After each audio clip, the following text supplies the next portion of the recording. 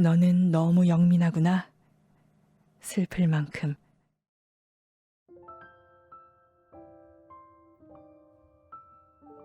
오늘 하루 어떠셨나요? 이리입니다. 안녕하세요. 3월 한 달은 한국을 품은 소설을 읽으려고 합니다. 그러다 또 조선시대가 배경인 소설을 가져왔고요.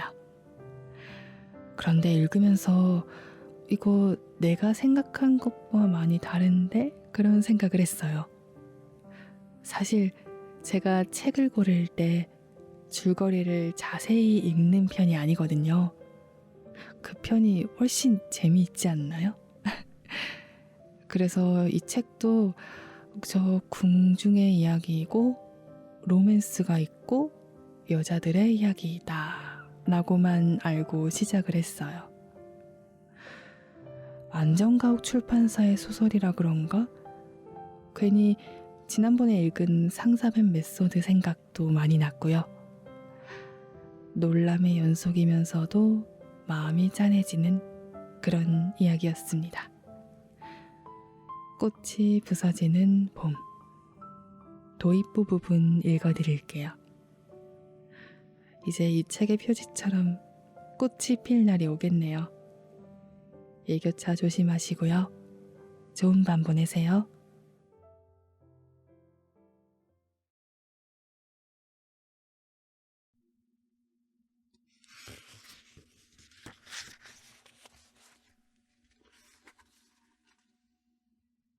일부 조선에서 색을 잃은 새. 명나라로 가는 사신들의 행차인 사행을 따르는 역관들의 업무는 동네에서 외항 역관을 통해 은 재련 기술이 뛰어난 외국의 은을 사오는 것으로 시작된다. 외국의 광산에서 캐낸 불순물이 섞이지 않고 저렴한 은으로 개성에서 인삼을 산다. 나라에서 역관 한 명당 가져갈 수 있도록 허락한 인삼은 8포. 국경 근처 책문에서 역관들과 명나라 상인들의 거래가 이루어진다. 몇 발짝 뒤에서 곱상한 젊은이 둘이 빠르고 유창한 한어로 오가는 역관과 상인의 거래를 유심히 지켜보며 귀 기울였다. 상품 인삼이 100근이요. 요새 만주족 오랑캐들이 시끄러워 국경이 소란하니 일단 국경을 넘기만 하면 인삼값이 훌쩍 오른다오. 형씨, 국경이 언제쯤 잠잠해지겠소? 그걸 알아야 우리도 시세를 따져서 수요 공급을 맞추지. 지금 명나라 조정에 큰 칼 비껴차고 깃발을 휘날리며 오랑캐를 싹 쓸어버릴 장수가 있으면 진지게 그리했겠지. 그래도 사치품 가격은 변동이 적을 거요. 으떼가리들이 누가 되든 금수저로 뜨던 밥을 노수저로 뜨겠소? 수저 주인만 바뀌는 게지. 명나라 상인이 이리저리 인삼을 살펴보더니 손저울을 꺼내 무게를 달아보았다. 그러곤 귀퉁이가 뭉툭해진 은을 꺼내 계산을 시작했다. 에헤이 양반아, 저울에 달아보니 100근이 아니라 90근 아닌가? 이것은 사기꾼일세. 장사는 신용인 거 모르나? 한두 번 장사해본 것도 아니면서. 조선에서 가져올 땐 100근이었으나 국경에서 지체되느라 인삼이 말라서 무게가 줄어든 게지. 그러는 형씨도 다 달아서 무게가 덜 나가는 은자로 값을 치르려고 수작 부리면서. 새 저울 가져와서 서로 공평하게 인삼 무게도 달고 은 무게도 달아보자고. 그 저울도 조작인 줄 누가 알겠소? 문서로 남기면 될 것 아니오? 속인 쪽이 속은 쪽에게 은 5을 주기로. 내가 아는 관원이 있으니까 연락해 보리다. 며칠 걸릴 거요? 내가 그쪽 속셈 모를 줄 아시오? 역관들은 사신단이 귀국할 때 따라서 돌아가야 하니까 그때까지 이래저래 흠잡으며 질질 끌다가 어쩔 수 없이 떠리로 넘기기를 기다리는 거. 이번엔 여기 두 분에게 뒷일을 부탁할 터이니 사행 후에도 이분들이 천천히 흥정을 하실 거요. 줄곧 거래를 지켜보던 두 젊은이 중 하나가 갓을 벗어 그 속에 비단으로 싸서 숨겨온 최상품 인삼을 명나라 상인에게 건네며 우아하고 기품 있게 말했다. 자, 여기 10근을 더해 100근을 맞춰드리리다. 이걸 다 하실 수 있는 가장 높은 분 한 채 전해드리고 조선 어이의 집안에서 비밀리에 어렵게 구한 극약을 가져왔다고 전해주시오. 명나라 상인이 한눈에 보기에도 최상품보다 더 좋은 인삼이었다. 산삼이라 속여 팔아도 될 정도였다. 명나라 상인의 말투가 부드러워졌다. 누구라고 전해드려야 할까나? 역관은 아니고 사신도 아니고. 에란이라고만 전하면 아실 것이오.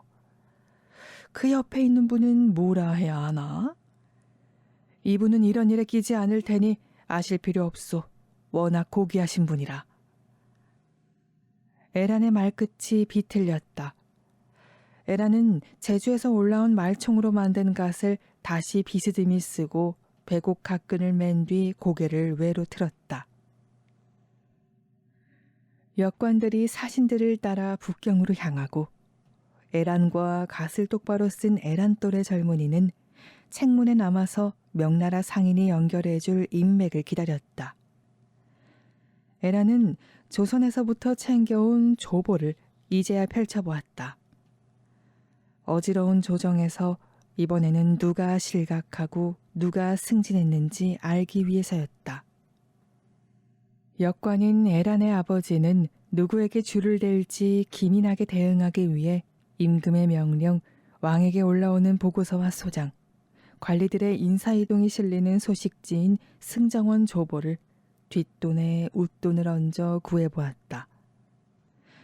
이번 조보에는 강석기라는 이름이 중앙정계에 새롭게 등장했다.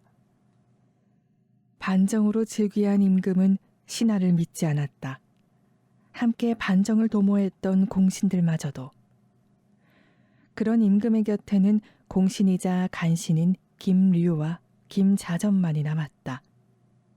그들은 자신들에게 전혀 위협이 되지 않을 자들로 조정을 채웠다. 패조인 광해군 시절에 벼슬자리 근처도 못 가본 무능하고 아둔한 자들이었다. 강석기라는 자도 딱 그런 부류일 것이다. 울분도 불만도 없는 그런 부류들은 널렸다. 그런데 왜 하필 강석기일까? 매관매직을 할 만큼 부유하지도 않은데 왜? 그런 강석기가 에란의 아비에게 이번 사행에 끼워달라고 맡겼다는 젊은이가 혼잣말을 중얼거렸다. 역관의 관리 관자를 쓰지만 실제 하는 일은 상인과 다를 바 없으니 역관이 아니라 역상이라고 해야 맞지 않는가?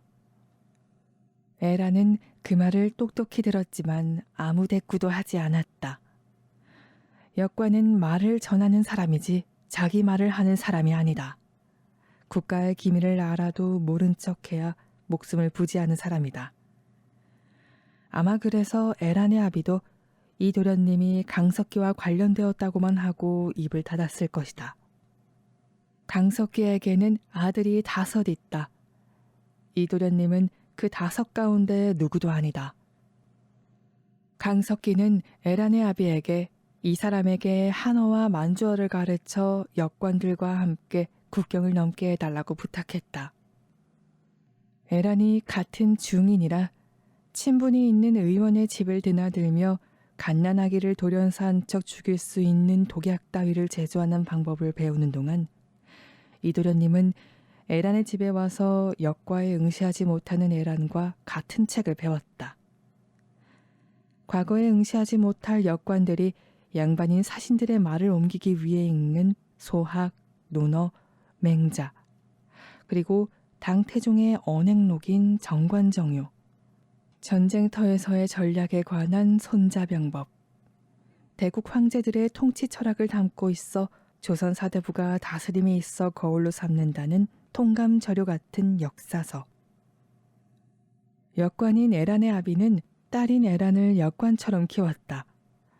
여훈을 읽히지 않고 승정원 조보를 구해다가 글을 떼게 하고 에란이 풀을 뜯어 만든 인형으로 소꿉놀이를 하면 그 인형을 빼앗은 뒤 유판 대신 종이판에 중앙과 지방의 관직명을 빽빽하게 적어놓고 윷놀이 하듯 노는 승경도로 놀아주면서.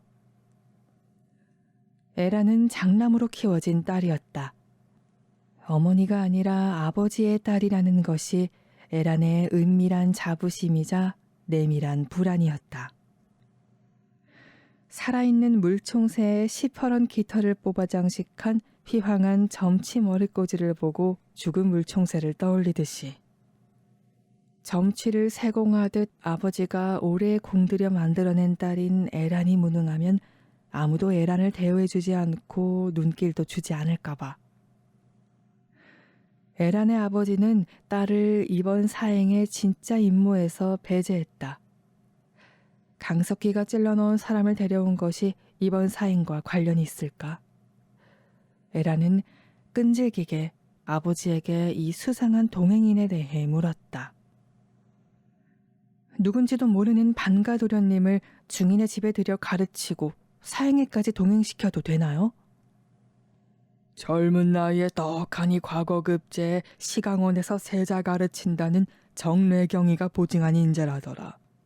사행에 따라가서 미리 사신들과 인맥을 다져놓겠다는 거 보니 야망도 있는 듯하고. 강석기 쪽 사람이 맞긴 해요. 중인의 반가에 줄을 대는 건 흔한 일이지만 왜 양반이 중인 쪽에 자기 사람을 보내요? 높으신 분의 치부는 굳이 알려 하지 말아라. 충신은 두 임금을 섬기지 않고 연료는 두 지아비를 모시지 않으나 역관은 두 나라의 말을 한다. 에란의 아비는 사람에게 손이 두 개인 이유는 한 손에 줄을 하나씩 잡기 위해서라고 했다. 줄 하나만 잡고 있다가 그게 썩은 동아줄이면 떨어져 죽는 거라고. 그러니까 혹시 줄 하나가 썩은 동아줄이더라도 남은 손으로 질긴 칡넝쿨을 잡고 살아남아야 한다고. 사또는 몇 년마다 바뀌는데 아전이 한 명의 사또한테만 충성할 수 있냐고. 중인들은 항상 현재 권력을 가진 자와 미래의 권력을 쥘 자 모두에게 돈줄을 대야 한다고. 달걀은 한 소쿠리에 담으면 안 되고 여러 소쿠리에 나눠 담아야 소쿠리 하나가 기우뚱해서 달걀이 깨지더라도 다른 소쿠리의 달걀이 무사하다고. 에란의 아버지는 달걀을 이 소쿠리에서 저 소쿠리로 옮겨 담아가며 평생을 살아온 사람이다. 에란도 그 달걀 중 하나였다. 강석기의 사람도 에란의 아비에겐 달걀일 뿐이다.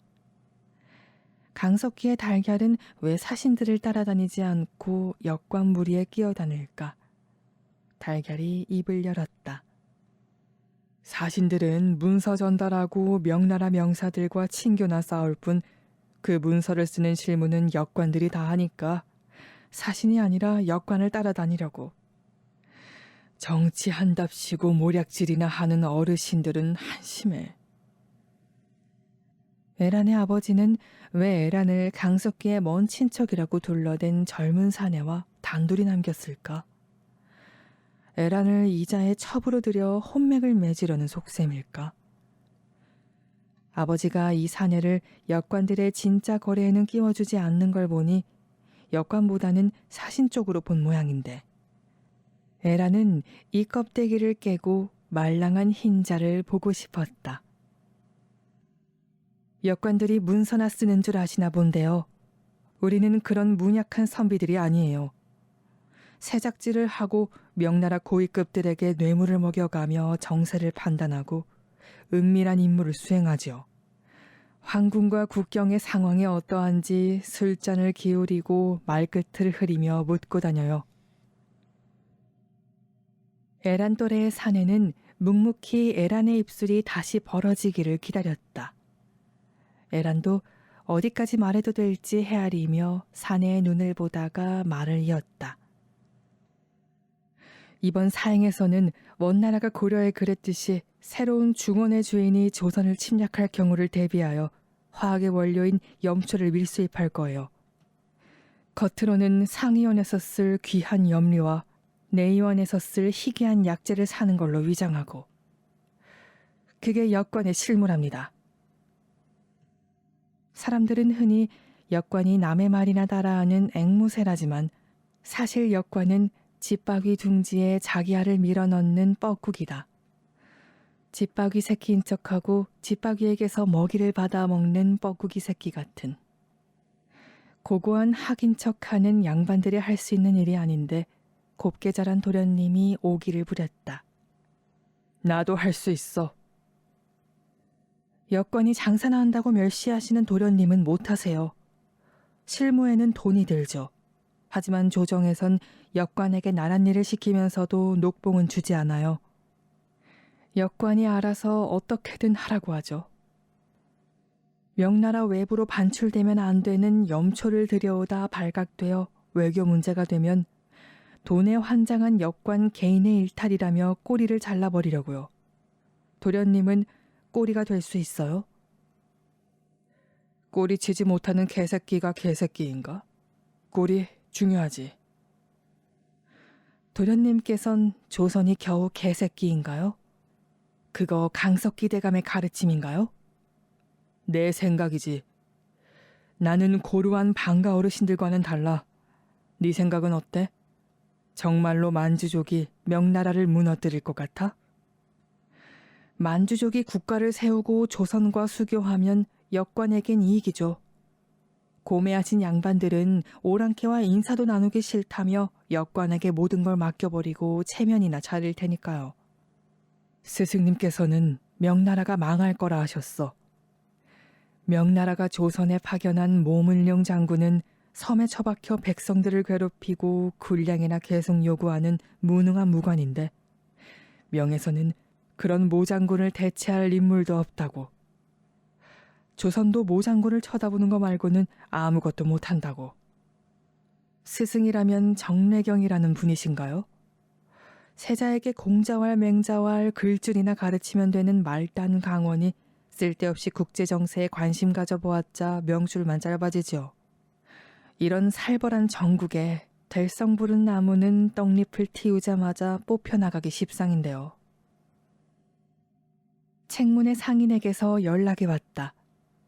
명나라 병부상서 댁에서 애란을 보자고 했다. 여권 일을 배우고 싶다고 했죠. 신참은 짐꾼부터 시작하죠. 짐을 들고 따라와요. 도련님이 문을 나서며 펄럭인 도포자락에서 묵향이 새어나왔다. 여권이 뇌물로 바치는 사향, 용연향 같은 온갖 귀한 향을 맡아온 애라는 평소엔 의식조차 하지 않는 향이었다. 그런데 도련님의 채취와 이제 막 기왓장을 올린 집안의 새 가구 냄새와 섞인 먹내음에 애라는 푸른 도포 속에서 다리를 꼬며 하얀 종이 같은 제 속바지를 구겼다. 몸에 묵향이 벨 정도로 책과 붓을 끼고 사는 도련님이라면 중인 계집이라 안타까울 정도로 시문을 좋아하는 애란에게 문우가 되어줄 수도 있지 않겠는가. 타국에서 잠깐의 일탈로 말이다. 애란은 늘 중인에게 허용된 수준 이상의 시문에 목말랐다. 애란은 불어 성큼성큼 보폭을 크게 하여 앞서가서 마구간에서 말 두 피를 내왔다. 도련님 쪽에서 애란 쪽으로 장난치듯 바람이 불어와 애란의 온몸에 묵향이 묻었다. 애란과 도련님은 책문에서 북경까지 말머리를 나란히 하고 말을 달렸다. 애란은 말고삐를 늦추지 않으면서도 이따금 도련님이 말에 박차를 가할 때마다 말을 진정시켜 일정한 속도로 달리게 했다. 앞서 나가지도 말고 뒤처지지도 말고 말에게 만만하게 보이지도 말고 겁을 주지도 말고. 애란은 난생 처음 말을 달려보는 듯 들떠하는 도련님의 수염자국 없이 매끈한 턱과 울 데 없이 쭉 뻗은 목을 곁눈질했다.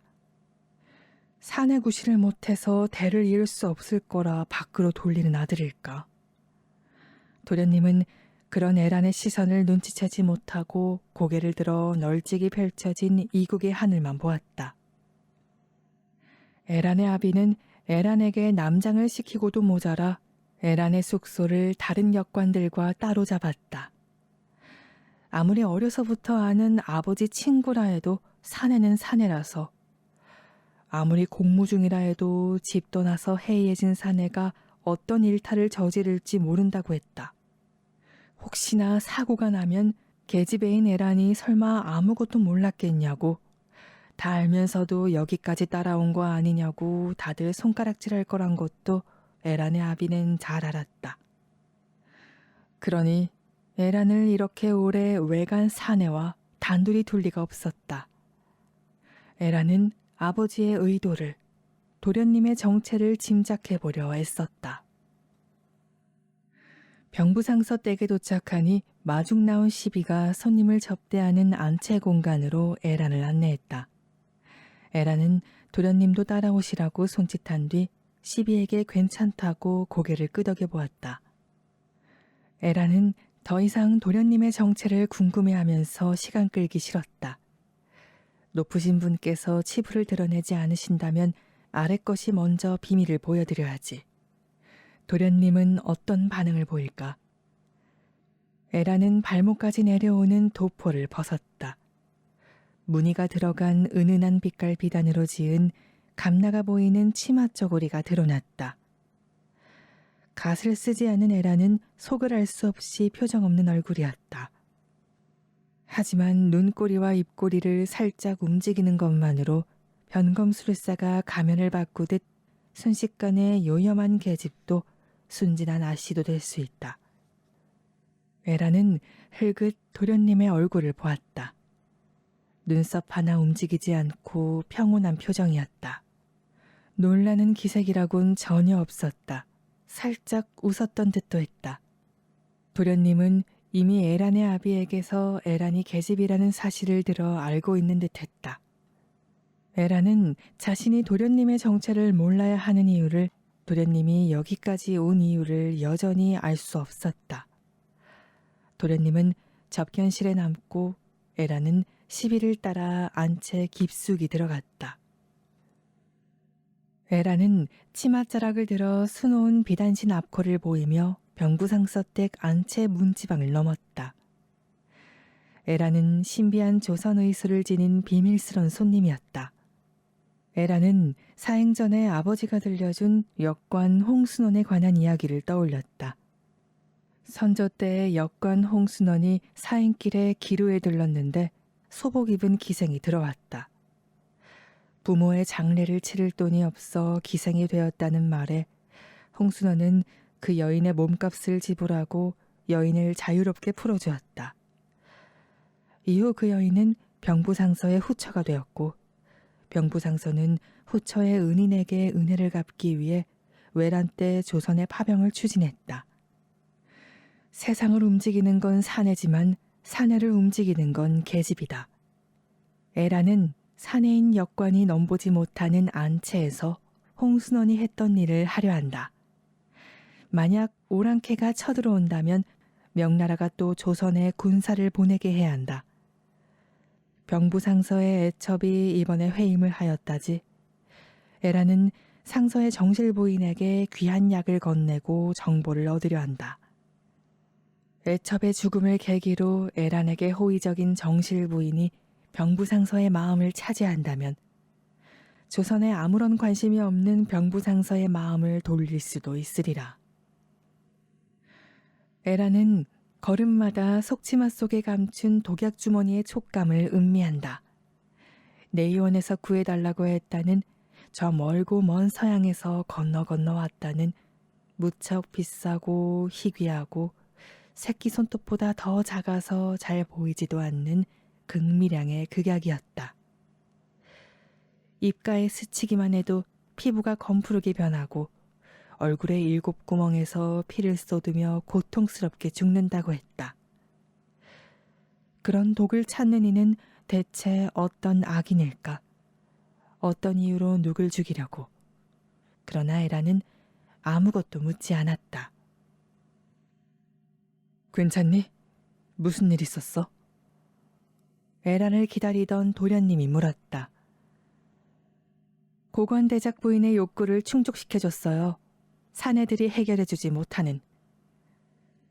도련님은 차마 그게 뭐냐고 묻지 못하고 에란을 응시하기만 했다. 에란은 웃으며 되물었다. 괜찮으세요? 에란은 절뚝이는 도련님의 발을 보았다. 에란이 심부름하는 아이를 시켜 대야에 물을 받아오고 수건을 가져오게 한 후 짐 속에서 오색 실과 바늘을 꺼냈다. 먼 길은 처음이시죠? 좁은 조선의 집 안에서만 왔다 갔다 하다가 넓은 대국에 처음 오면 이래요. 에란이 고개를 푹 숙인 채 도련님의 발을 씻고 꾹꾹 지압했다. 도련님은 괜찮냐는 물음이 낯설어 어떤 표정을 지어야 할지 모르겠다는 표정이었다. 명나라가 망할 것 같냐고 물으셨죠. 천하의 절반이 계집인데 그 계집의 발을 동여매어 묶어놓는 나라가 망하지 않을 리가 없어요. 에라는 뾰족한 바늘 끝으로 물집을 신중하게 찌르면서 일부러 무심한 척 조잘댔다. 괜찮냐니. 지금껏 에란에게 이거 해라 저거 해라 하는 사람은 많았어도 괜찮냐는 말을 한 사람은 없었는데. 지체 높은 귀부인이든 기고만장한 애첩이든 다 똑같아요. 전족한 발을 지압하면 경계를 풀죠. 일부러 어눌하게 말하면 제가 못 알아듣는 줄 알고 하고 싶었던 말을 편하게 다 하지요. 만주족더러 머리를 따느린 야만적인 오랑캐라는데 조선 계집 아이들도 댕기머리를 하잖아요. 도련님이 에란의 손등에 손을 얹었다. 발 좀 그만 보고 고개 들어봐. 마지막 물집에까지 색시를 꿰고 나서야 에란이 고개를 들었다. 그런 말들 속에서 중요한 정보를 건졌어요. 만약 오랑캐가 쳐들어온데도 명나라에는 조선의 원군을 보내자고 나설 사람이 아무도 없을 거예요. 외란 때 조선인 역관 홍순원을 도와 파병을 주장했던 병부상서 석성이 후에 파병에 너무 많은 국고를 낭비했다며 옥에 갇혔을 때 조선에선 석성을 구명하기 위한 사신을 보내지 않았어요. 아무것도 안 했어요. 에라는 도련님의 발에 버선을 신겨주었다. 그때와 지금의 조선은 다르다고 할 수 있어요? 임금이 바뀌어도 달라진 게 없어요. 도련님이 자기 발을 만지고 주물렀던 에란의 손을 스스럼 없이 가만히 잡았다. 에란은 고개를 들어 손의 주인을 바라보았다. 배가 한 척 있다고 하자. 매일 조금씩 이 배 바닥의 나무 판자를 교체한다면 오랜 세월이 지나 모든 나무 판자가 교체되어도 이 배는 여전히 처음의 그 배겠지. 그렇다고 이 배가 처음의 배와 달라지지 않은 건 아니지. 배를 수선하면 다행인데 바닥에 구멍을 뚫고 돛을 찍고 있는 것 같으니까 그렇죠. 하지만 중인이 나라 걱정을 하는 건 주제넘는 짓이죠. 도련님이 신발에 발을 밀어 넣으며 에란의 등을 밀었다. 덕분에 발이 한결 편해졌으니 멀리까지 온 김에 어디든 구경이라도 가볼까? 아직 할 일이 끝나지 않았어요. 조선 양반들에게 팔아서 차익을 얻을 서책들과 안채 마님들과 기생들에게 안길 비단을 사야 해요. 아무래도 늙은 사내인 역관보다는 젊은 계집인 제가 부녀자 취향을 잘 아니까요. 비단은 제가 볼 테니 서책은 도련님께서 보시죠. 도련님께서 고른 책을 보면 학식과 취향의 수준을 짐작할 수 있을 것이다. 과거에 급제할 만한 인재인지 아닌지. 그러나 도련님은 서책보다는 번화하고 복잡하고 혼잡한 북경에 압도되어 혼잣말을 했다. 땅은 넓고 사람은 많으니 이런 곳에서 사람 하나 없어지는 것쯤 아무 일도 아니겠지. 남의 말을 주의 깊게 집중해서 듣는 훈련이 되어 있는 에라는 스쳐가는 말을 잡아챘다. 저는 돈을 쓰고 사람을 풀어 누구든 찾아내서 돌려보낼 수 있어요. 도련님이 어디로 징발하시든 제가 따라가서 잡을 거니까 북경에서 어설프게 도망치지 마세요. 아무것도 모르나? 춘부장과는 별로 친하지 않은가 보네. 어쩌면 염초 수입이 아니라 이 도련님의 사행이 진짜 목적이었을지도 모른다는 생각이 퍼뜩 들었다. 에라는 역과에 합격한 정식 역관이 될 수 없는 자신이 자꾸 아버지와 역관들에게서 따돌림 당하고 있다는 생각을 떨칠 수 없었다. 에라는 턱을 들고 눈을 내리깐 채 물었다. 제가 알아야 하나요? 이제는 이 사람이 정말 강씨 집안과 관계가 있는지 진짜 양반인지도 모르겠다. 에란이 청금석에서 추출한 염료로 염색한 진한 아청색 비단을 두고 흥정하는 동안 도련님은 서책들을 뒤적이면서 조선의 문인들에게도 애송될 만한 문집들을 한눈에 골라냈다. 섬세한 필치보다는 호방한 기계를 선호하는 안목이다. 처음 보는 시문들 중에서 빼어난 시문을 한눈에 척척 골라내는 걸 보니 과거 급제도 그리 어렵지는 않겠다. 에란이 방금 값을 치른 남청색 비단은 관복의 흉배에 쓰인다. 도련님이 급제한다면 에란의 집안에서 이 고운 비단을 선물하며 인연을 이어가자고 할 것이다. 에란은 도련님의 취향을 더 자세히 알고 싶었다. 여기까지 온 김에 각자 책을 골라 서로에게 선물해주면 어떨까요?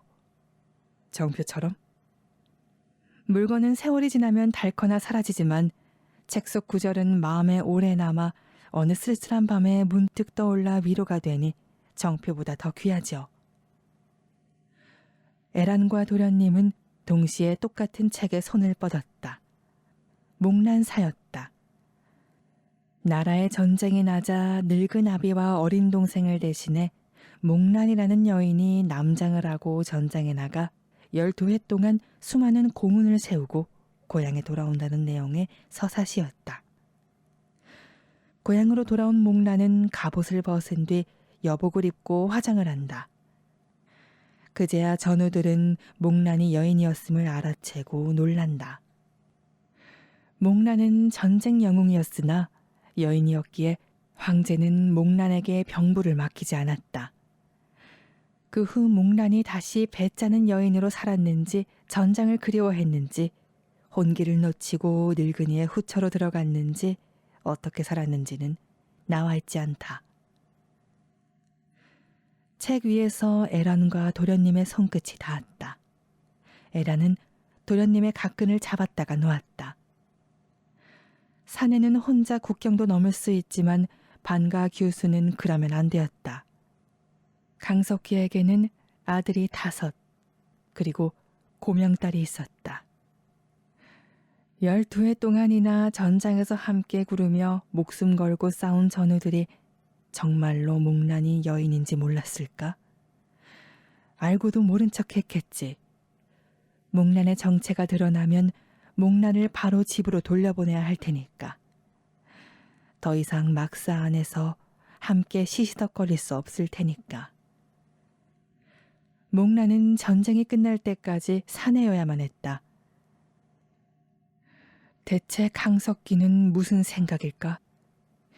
이제 막 출사해서 몸을 사려야 할 때 반가 규수가 남장을 하고 사내들, 그것도 중인들과 함께 국경을 넘어 장사나 하러 다녔다고 말이 돌면 삽시간에 혼사길이 막힐 텐데. 도련님은 도포를 벗어 에란에게 건넸다. 나는 이 시장통 속에서 인파 속으로 사라질 거야. 너는 귀국해서 증언만 해주면 돼. 내가 사고로 죽는 걸 봤다고. 그러려고 우리 둘만 여기 남은 거야.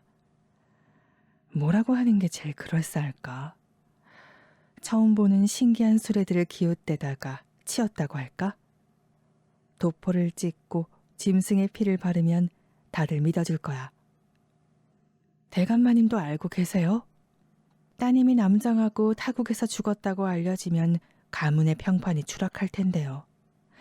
이제 막 중앙정계에 입성하신 이 시점에. 어렸을 때 용하다는 점쟁이가 내가 청상과부가 될 팔자래서 부모님께서 나를 시집 보내지 않으려고 실과 바늘 대신 붓과 먹을 들려주시며 사내옷을 입혀서 형제들이랑 같이 글을 가르치셨어. 정례경이 강씨 집안에 인물이 하나 있다고 했다더니 그게 5 아들 중 하나가 아니라 과거 응시도 하지 못할 딸이었던 모양이다. 강씨 집안 교수는 갓을 벗었다. 이국의 햇살 아래 드러난 얼굴에 앞날의 두려움과 당장의 설렘이 동시에 어려 있었다. 그런데 혼담이 들어와 버려서 궁합이 좋지 않다거나 병약하다거나 자결하는 걸로는 거부할 수 없는 혼처라 아무도 추적할 수 없게 타국에서 사고로 죽었다고 꾸미려고 여기까지 온 거야. 혼인하기 싫다고 일을 이 지경까지 만든 딸 자식이면 치부라고 할 만했다. 신랑감이 고자예요? 시어른들이 개차반이라 시집살이 개집살이래요? 그런 거야. 겪어보기 전엔 모르지.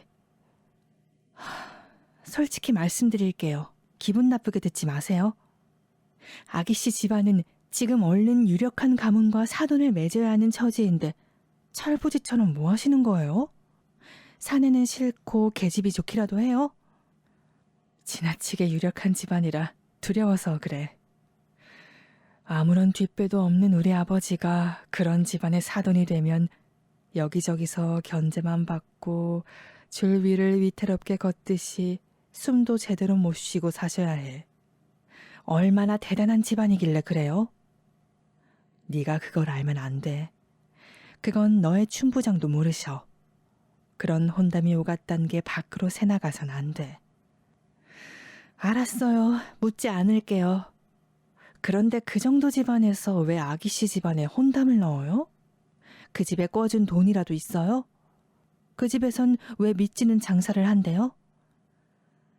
사돈 대우 안 해주고 마음대로 휘두를 수 있는 가문의 여식이라서 그런가.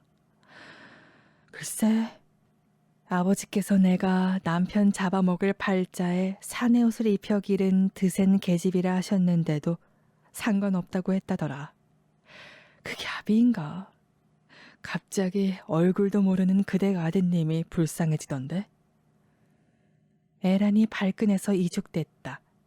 똑같이 딸에게 사내 옷을 입히지만 두 아비는 전혀 달랐다. 그게 아비냐고요? 기류에 한번 가보세요. 세상엔 자식 팔아먹는 아비가 수두룩해요. 아기씨네 아버님은 딸이 무슨 옷을 입고 어디를 다니든 오냐오냐 해주지만 중인들은 자식을 철저히 쓸모로만 보고 키워요. 양반에겐 재산과 명예가 있고 농민에겐 땅이 있고 노비에겐 주인이 있지만 중인에겐 기술밖에 없으니까요. 없는 사람들에겐 자식도 재산이라고요.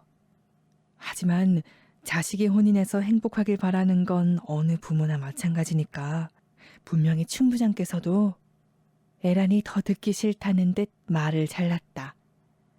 가문 간의 결속에 도움이 된다면 부모는 자식들의 혼인에 당사자 의견은 묻지 않아요. 순진하게 속 터지는 소리 좀 하지 말아요. 그냥 필요한 말만 해요. 우리 아버지도 나도 그 집안과의 혼사를 어떻게든 피하고 싶어. 도와줘. 에라는 도련님이 했던 말들을 되짚어 보았다.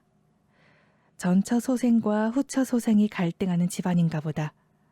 힘없는 처가에서 온 왈패 같은 며느리가 나대다가 흠을 잡히면 그게 그 서방의 허물이 되어 점점 시부모 눈밖에 나는 험난한 시집살이가 안 봐도 훤했다. 시장통에서 사라지는 건 안 돼요. 술에 치였는데 목격자가 저밖에 없다는 건 말도 안 되잖아요. 시체는 어떻게 꾸며내요? 이렇게 해요. 막상 나와보니 먹는 것도 입에 안 맞고 잠자리도 불편해서 빨리 귀국하려고 밤에 혼자 배를 타고 도만강을 건너려다 사고로 물에 빠져 죽었다고요. 그러면 시체도 남지 않죠. 그게 훨씬 낫겠다. 너는 너무 영민하구나. 슬플 만큼. 이 거래에 대가를 주세요. 제가 자유를 드리면 뭘 주실 수 있어요? 이 혼담이 엎어지면 아기씨 집안도 별 볼 일 없어지잖아요. 아기씨는 과거 응시도 못하시고. 지금은 아니고 언젠가 성공해서 이 윤회 꼭 갚을게. 뭘 할 건데요? 장사를 할까? 사인길에 올 때마다 나를 만나러 와줘. 조선의 선비들에게 팔만한 책을 골라줄게. 목난사는 빼고. 에라는 아직 팔에 걸치고 있는 도련님의 도포를 가리켰다. 이 도포를 담보로 맡아두죠. 에라는 담보로 받은 도포에 얼굴을 묻고 동행하는 내내 도련님에게서 풍겼던 묵향을 맡았다. 먹을 갈고 붓을 들어 시를 쓰는 계집이라니 너무 영민하구나, 슬플 만큼.